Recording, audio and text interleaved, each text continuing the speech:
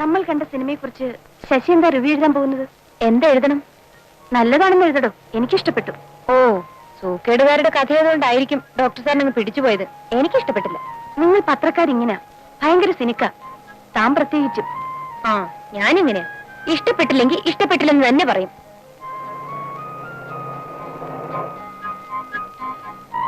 അയ്യോ, കുഴഞ്ഞു. വീട്ടിൽ വരെ എത്താൻ പെട്രോൾ കയ്യില്ലെന്നാ തോന്നുന്നത്. അതെങ്ങനെ? ആഴ്ചയിൽ 2 ലിറ്റർ പെട്രോളല്ലേ അടിക്കുന്നത്?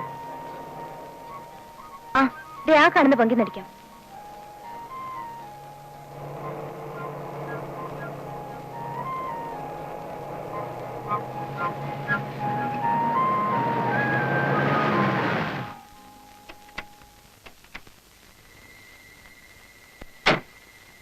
ഇവിടെയൊന്നും ആരും കാണുന്നില്ലല്ലോ. ക്ലോസ് ചെയ്തെന്നാ തോന്നുന്നത്.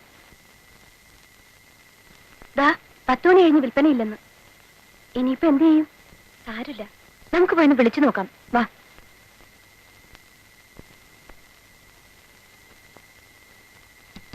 ഏയ്, ഹലോ, ഒന്ന് എഴുതേട്ടെ.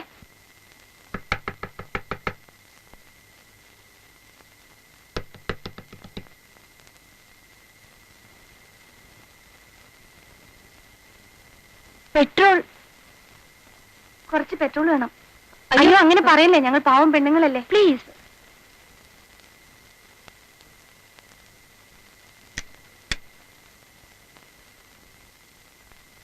പത്ത് മണി കഴിഞ്ഞ ക്ലോസ് ചെയ്യുന്ന വെണ്ടയ്ക്ക അക്ഷരത്തിൽ എഴുതി വെച്ചിട്ടുണ്ട്. എന്നാലും പാതിരാത്രിക്ക് ഓരോന്ന് വലിഞ്ഞു കയറി വന്നോളൂ മനുഷ്യനെ മനക്കെടുത്താൻ.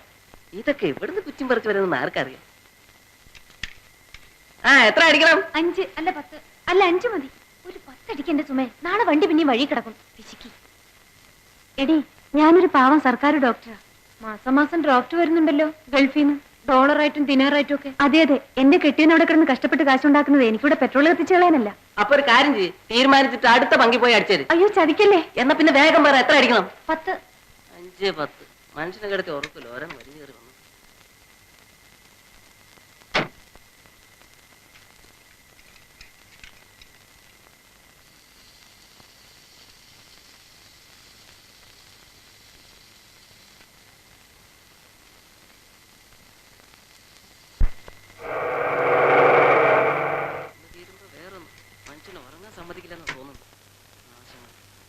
എത്ര അടിക്കണം? ഒരു 25 രൂപ അടിക്കും. 25. നീ പോയി ബില്ല് ഞാൻ അടിക്കും പിടിക്കൊന്നും വേണ്ട. ബാക്കി നീ വെച്ചോടെ. ആ, എന്നാ അടിച്ചോ. ഈ ബില്ലൂടെ. നിങ്ങൾ ഇവിടെ നിൽക്കേ, അയാൾക്ക് അർജന്റാ.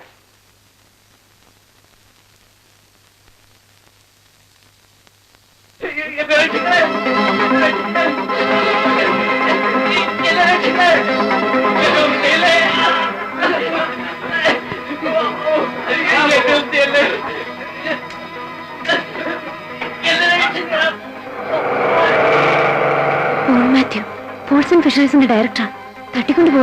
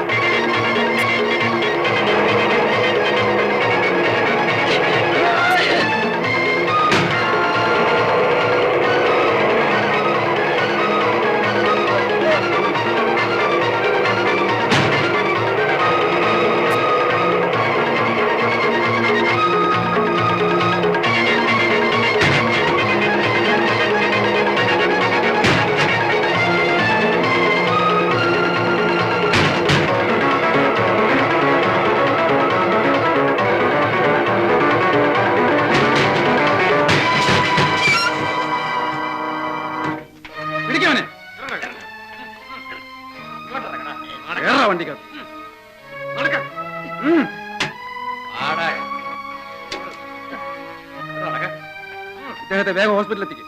Yes, sir.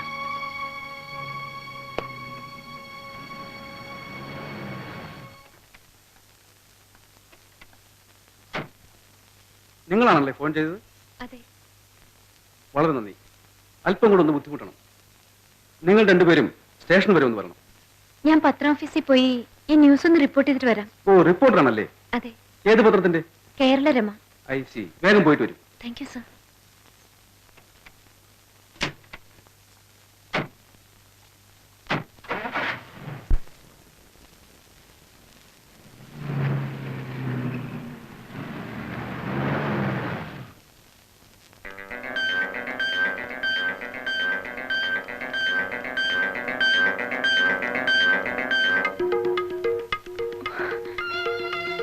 എന്താ ശശി ഈ അസമയത്ത്?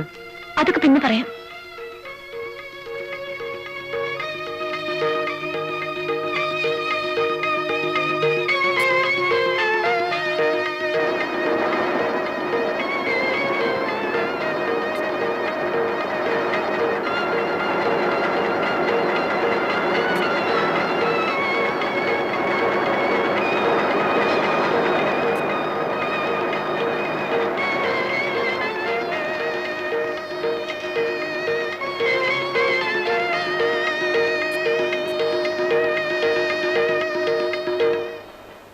മാസം 1400 രൂപ ഞാൻ നിനക്ക് ശമ്പളം തരുന്നത് എന്തിനാണെന്ന് അറിയാമോ?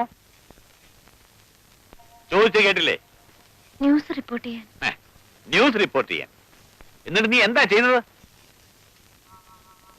പൗരബോധം, ധീരത, കർത്തവ്യബോധം. റബിഷ്.